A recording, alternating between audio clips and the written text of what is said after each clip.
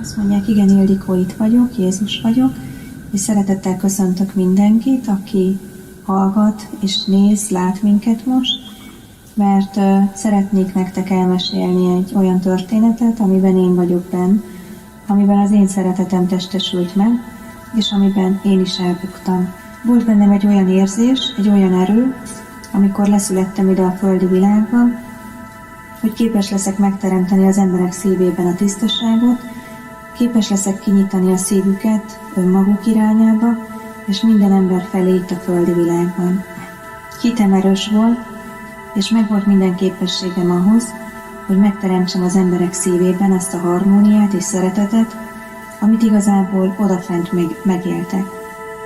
Képesek lennétek és lettetek volna arra, hogy megteremtsétek ezt önmagatokban, és én azt hittem, hogy segítek nektek azáltal, hogy leszületek, és tanítalak benneteket a tisztaságra, becsületre, harmóniára, szeretetre.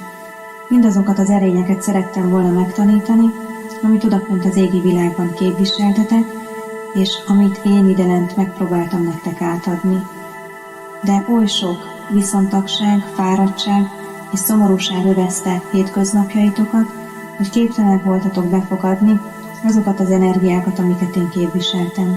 Képtelenek voltatok átadni magatokat azoknak az érzéseknek, amiket én próbáltam ösztönözni felétek, és én próbáltam impulzusokban átadni nektek. Nem tudtátok megérteni, hogy miért jöttem le. Nem tudtátok, és nem tudjátok mind a mai napig felfogni, hogy mi volt a célom ezzel. Azt mondjátok, hogy megváltó voltam, és azt mondjátok, azért kellett leszületnem, hogy a földi világ szomorúságát elvigyem, és minden fájdalmat elvigyek innen a földi világból. Én nem ezért jöttem. Én azért születtem le, hogy megteremtsem a szívetekben a harmóniát, a békét, és elindítsak már akkor bennetek egy olyan tisztulásra való törekvést, amitől jobbá válhat a világunk, amitől az emberek egymással szembenézve mosolyognak, és azt mondják, hogy kiegyensúlyozott, boldog életet tudnak élni. És amitől azt mondják az emberek egymásra nézve, hogy elfogadlak úgy, ahogy vagy, és nem szeretném, hogyha más lennél, mert te így vagy értékes nekem. Az emberek azt gondolták, hogy nem vagyok tiszta, az emberek azt gondolták, hogy tisztátlan energiákat képviselek, és nem tudom megteremteni a földön a harmóniát és a békét. Nézzük csak meg, én elmentem innen a földi világból, hatalmas kényszenvedés és viszontagságok között, és megteremtődött egy olyan kép rólam, amiben igazából felmagasztaltatok, és azt mondtátok, hogy a tiszta, őszinte szeretetet képviseltem.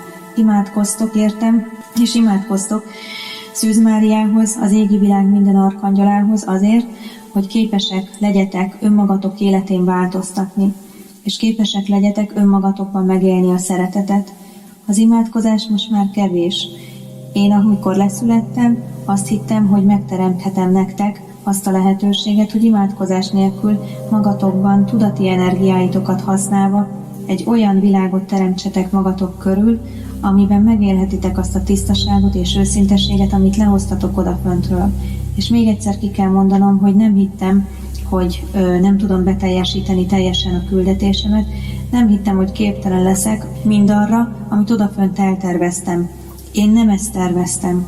Én szerettem volna megteremteni minden ember szívében a boldogságot és a harmóniát és a lehetőségét annak, hogy ezt önmagatok elérjétek.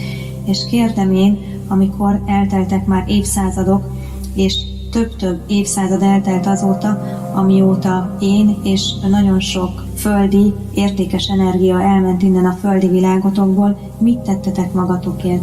Képesek voltatok-e fejlődni? Képesek voltatok-e meglátni magatokban a szeretetet, a békét, a harmóniát? Képesek voltatok-e változtatni saját sorsotokon? Nagyon szomorúak vagyunk, és szomorúsággal látom, hogy a válasz erre nem. Szomorúsággal látom, hogy nem tudjátok megélni önmagatokban a boldogságot, szeretetet, és szomorúsággal látom, hogy amit én képtelen voltam elindítani bennetek, az azóta sem változott.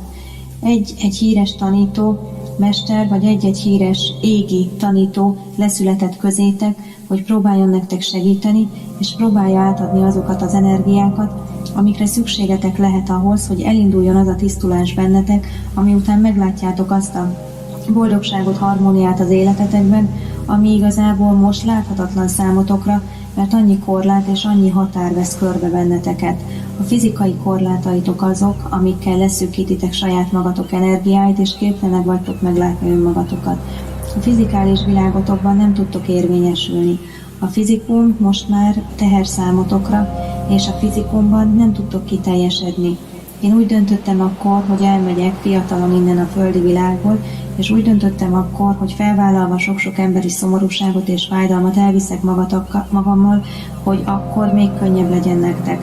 És úgy döntöttem, hogy visszajövök hozzátok, vissza fogok térni egykor, mert kénytelen vagyok még egyszer leszületni azért, hogy ezt a sok-sok energiátlanságot most már kitöröljem a földi világból, és megteremtsem a szívetekben úgy a békét, hogy akik képesek változtatni saját maguk életén, és képesek meglátni önmagukat, azokban induljon el egy olyan hatalmas tisztulási folyamat, ami által megteremtődhet a lehetősége annak, hogy szellemi szinteken olyan magas rezgésszintet elérnek, hogy egy új világ részeseivé válhatnak.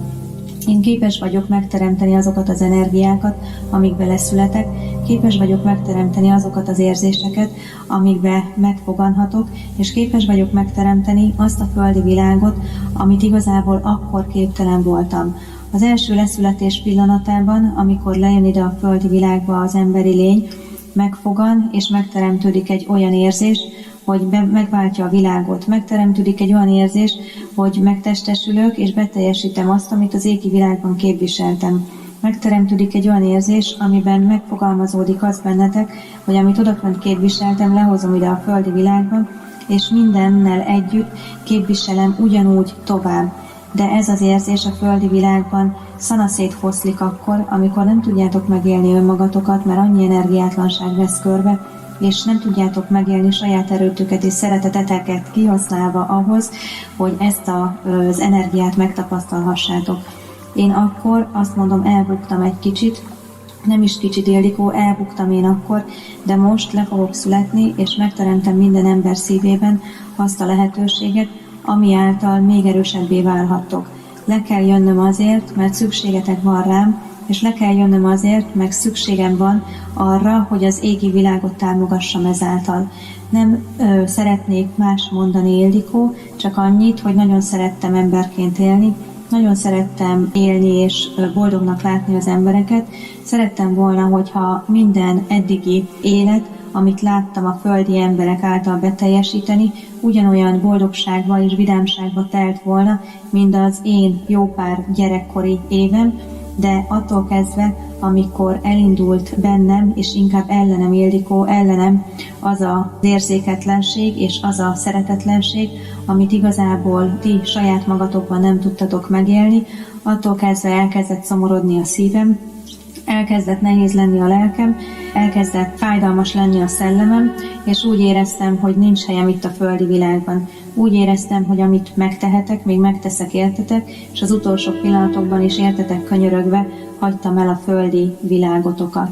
De most úgy érzem, hogy még erősebb vagyok, és képes leszek arra, hogy megteremtsem újból mindazt, amit egykor nem tudtam. Jézus.